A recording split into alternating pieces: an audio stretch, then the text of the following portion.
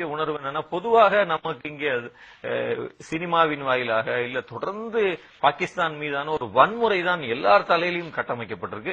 நம்ம தலைக்குள்ளேயும் நம்மள அறியாமல் அது போய் தொடர்ந்து தினசரி நாளிதழ்கள் படிச்சு உட்கார்ந்துருக்கு. அப்ப லாகூருக்குள்ள போகும்போது அப்படி இல்ல. இப்ப எல்லாரையும் மாதிரி ஒரு சாமானியனா நான் இந்த பயணத்துக்கு போகணும்னு பல பேர்ட்ட சொன்னப்ப எல்லாரும் பாகிஸ்தான் போறீங்களா, ஏன் திரும்புறதா யோசனை இல்லையா, நம்ம தான் கேட்டாங்க நண்பர்கள். அப்ப நான் சொன்னேன் அதெல்லாம் இல்ல, போகணும் தான் அப்படின்னு. ரொம்ப அது ஒரு மல்லு கட்டி தான் அதுக்கு போனோம். பட் பாகிஸ்தானுக்குள் போனப்ப இருந்த உணவு ரொம்ப பிரமாதமா இருந்துச்சு. அங்க நம்ம நினைக்கிற மாதிரி அங்க ஒன்னும் தெருக்கள்ல ஆயுதங்கள் விற்கப்படல, வெடிகுண்டுகள் விற்கப்படல, துப்பாக்கிக்குள்ள மக்கள் நம்மள கட்டி தழுவுனாங்க.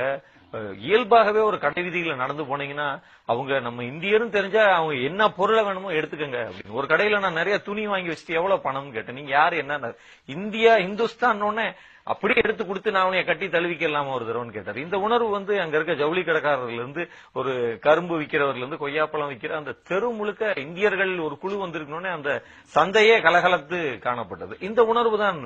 நாங்க போய் ஒரு உணவு விடுதியில உட்கார்ந்து சாப்பிட்டோம். ஒரு 100 பேர் சாப்பிட்டு முடிச்ச உடனே அந்த உணவு விடுதியை சேர்ந்தவர் யாரு என்னன்னு விசாரிச்சுட்டு, இந்த இதுக்கு பில் வேண்டாம், இது என்னுடைய விருந்து இந்தியர்களுக்கு அப்படின்ட்டார். இப்படியான ஒரு உணர்வு லாகூர் முழுவதும் இருந்தது. அதைத்தான் பிறகு எங்க போறீங்க?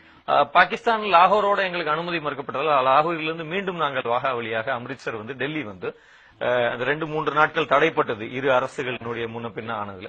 பின்பு நாங்க அங்கிருந்து நேரா கிளம்பி தெஹரான், ஈரானுடைய தலைநகரம் தெஹரானுக்கு போய் இறங்கி அங்க ஒரு 2 மணி நேரம் தான். உடனடியாக அங்கிருந்து மறுவிமானத்தில் இந்த எல்லை ஊர் இருக்கு இல்லைங்களா, பாகிஸ்தான் ஈரான் எல்லை, ஏன்னா அந்த ஊர்ல இருந்து எங்களுடைய திட்டமிட்ட பயணம் இருக்கு. அப்ப அந்த ஜாஹேதான் அப்படின்ற ஈரானுடைய எல்லைப்புற ஊரில் நாங்கள் உடனடியாக சில மணி நேரங்களில் 7-8 மணி நேரத்தில் அந்த எல்லை ஊருக்கு வந்தோம்.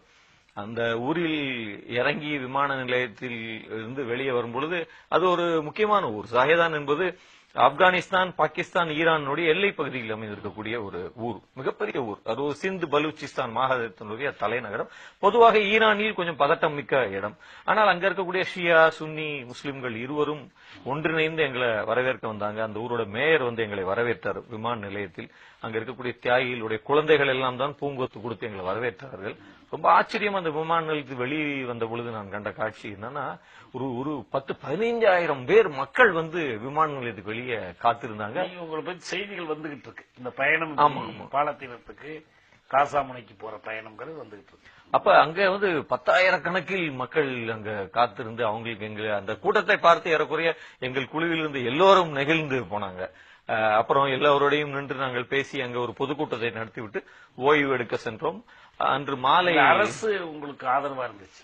ஆமா ஆமா, ஈரான் அரசு, ஈரான்ல இருக்கக்கூடிய மாணவர் அமைப்புகள், பல்கலைக்கழகங்கள் இருக்கக்கூடிய மாணவர் அமைப்புகள் எங்களை ஈரான் முழுக்க வழிநடத்தும் பொறுப்பை எடுத்திருந்தாங்க. எங்கேயும் மாணவர்கள் தான். அங்க மாணவர்களுக்கு இருக்கக்கூடிய முக்கியத்துவம் ரொம்ப ரொம்ப வித்தியாசமா இருக்கு. அவங்கதான் எல்லா விஷயங்களையுமே கையாளுறாங்க. மூத்தவங்க யாரும் பக்கத்திலே வரல. அவங்க அவ்வளவு திறம்பட மாணவர்களின் கையில் அங்க அரசியலும் பொறுப்பும் கொடுக்கப்பட்டுள்ளது ரொம்ப சந்தோஷமான விஷயமாக இருந்தது.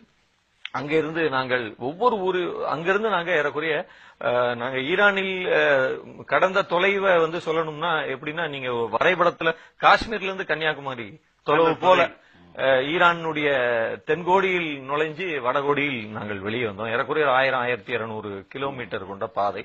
இதில் ஈரானுடைய முக்கியமான நகரங்கள் ஆன யஸ்த், கோம், கெர்மான், ஜாஹேதான், தெஹரான் தலைநகரம், அதுக்கடுத்து ஜஞ்சான், இப்படி எல்லா பெரிய நகரங்கள், எஸ்பஹான் அப்படின்ற அவங்களுடைய முக்கிய நகரங்கள் எல்லாவற்றையும் கடந்தோம். ஈரானுக்கும் நமக்கும் இருக்கக்கூடிய ஒரு பெரிய உறவு ரொம்ப நெருக்கமாக இருந்தது. நம்ம இந்தியர்களுக்கு எப்படி பாகிஸ்தான் நெருக்கமோ அதே மாதிரி ஈரான் மிகவும் நெருக்கமாக இருந்தது. ரொம்ப மண்ணால் கட்டப்பட்ட வீடுகள் தான் முழுக்க முழுக்க.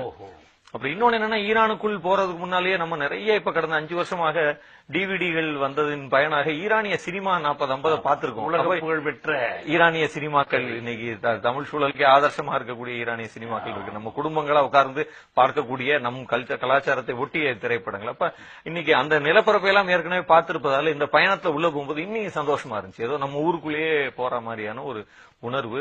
ரொம்ப ஒவ்வொரு ஊரிலும் பல்கலைக்கழகத்தில் எங்களுக்கு துணைவேந்தர்கள் தான் ஒரு மிகப்பெரிய பாராட்டு உரை, அங்க இருக்கக்கூடிய மத தலைவர்களின் உரை, மாணவர்களினுடைய உரை, ரொம்ப வித்தியாசமான ஒரு கூட்ட ஏற்பாடு. நமக்கு பரிச்சயம் இல்லாத ஒரு தளம், குரான் ஓதி தொடங்கப்படுகிற கூட்டம் ரொம்ப நல்லா இருந்தது.